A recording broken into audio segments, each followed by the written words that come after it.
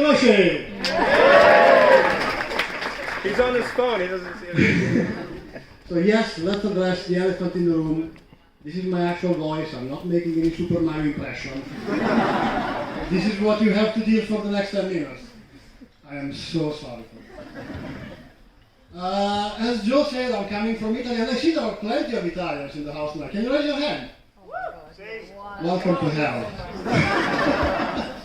No, I mean, I love living in the Nordics. I've been here for 8 years now, and honestly, I got adjusted to everything. We will talk about the language, and advice, don't learn Danish.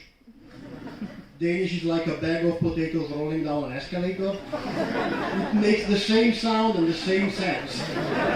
I don't know if you study IT, but it's like one of those languages they abandon development. Okay, we just deal with that. They mumble shit to each other and pretend they understand each other.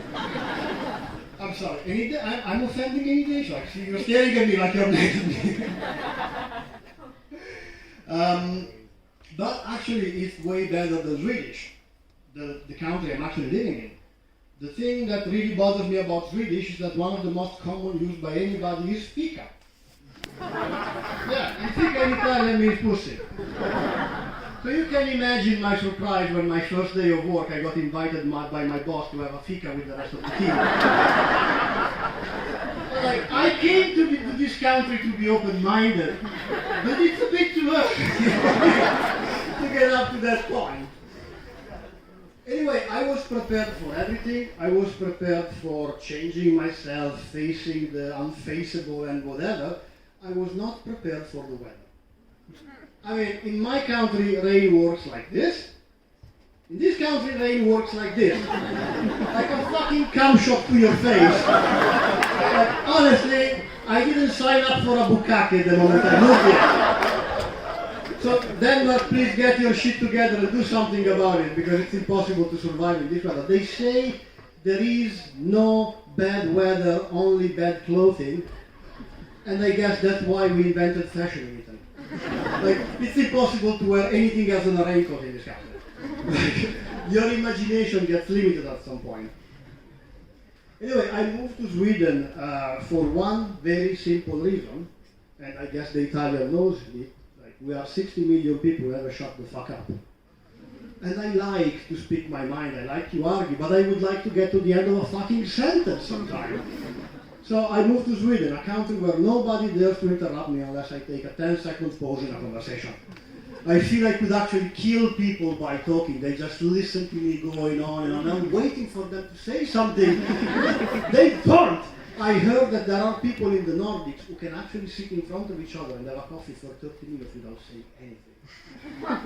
This to me is like one of the most marvelous things I've ever heard about.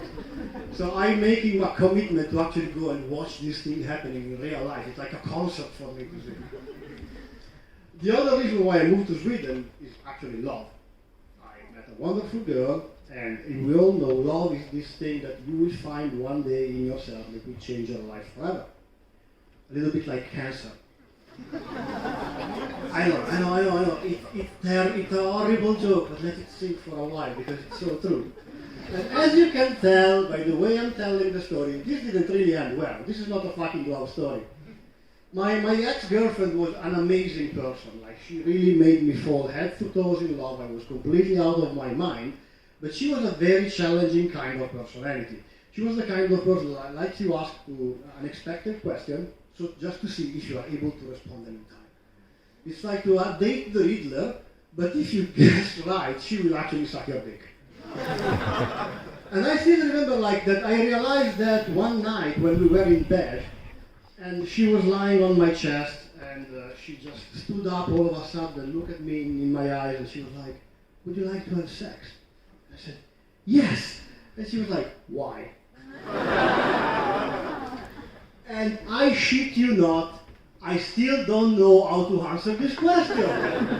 Like, please, all guys in this room, why do we want to have sex? We don't know. At some point, blood just goes from here to there, and that's it. We just lose consciousness for the next 3 minutes. But I honestly have to say something. Like, I see that you're all so proud of CBS, and I really want to share that with you. I'm also really, really in love with casual butt sex. Sorry, I googled that in the break, and I was like, I have to use this joke on stage because I was laughing my ass off there. So the other thing that really bothers me, there are a few things in this world that I'm really trying to fight. The first one is global warming. I recently did a show on global warming, and I always wanted to do this even before the pandemic. But then, I mean, during the last 18 months, I think we all realized that differences in religion, ethnicity, gender don't really matter because humanity sucks as a whole. We are all terrible in that sense. So in this case, I started to realize that there are some people who are creationists, some people are evolutionists. I'm an extinctionist. I don't care where we're coming from or who made us, I only care where we are going. I look into the future, and I believe we are all here to get extinct in the most laughable and fashionable way possible. And personally think that getting killed by the fart of our food is a very funny way of going away. Okay, I see extinction jokes don't really resonate with this audience, so I'm gonna move to something else. The other thing that I'm trying to fight as much as I can is this abomination that is a little bit the Italian accent made by Joe, this Canadian abomination of an Italian delicacy called Hawaiian pizza. I don't know, are there people in this audience who actually like pineapple pizza? Yeah. You can, there's a list. When you go out, you can sign up and we'll send you money for the shrink because I'm going to ruin your night, people. Pineapple pizza is a fucking abomination. Like, I have no idea who invented that. I mean, it's been made by Canadians. Actually, a Greek guy immigrated in Canada who called this delicacy Hawaiian pizza. I feel this was to start a war between Hawaii and Italy because we have beautiful weather and the guy was just jealous of us because he was living in Canada. But I want to let you know that I really care for peace in the world, and if you think ISIS is dangerous, never show pineapple pizza to my grandmother. Like, she will bomb the shit out of every place that makes that thing until there's nothing else than parking lots. Like, she would hunt and kill Jamie Oliver if she would find he teaches Italian cooking. Jamie Oliver teaching Italian cooking is like Ron Jeremy teaching religion. And I see you don't know who is Ron Jeremy, watch more porn. So, pineapple pizza is literally terrible. For pineapple to be on top of pizza is like for Jay-Z to be on top of Beyonce. He's an ugly motherfucker and should just stay the fuck away from this beautiful, amazing thing that is Beyonce. And yes, pizza is the Beyonce of food. But I would like to close my act by actually giving some credit to my ex-girlfriend, because she's the reason who actually got me into comedy. Because we went through some amazing times together, but of course there has been tension like in any relationship and misunderstanding, and we broke up eventually. But she was very inspiring the day we actually broke up, because the moment she left my apartment, she turned around and she looked at me and she said some very incredible words.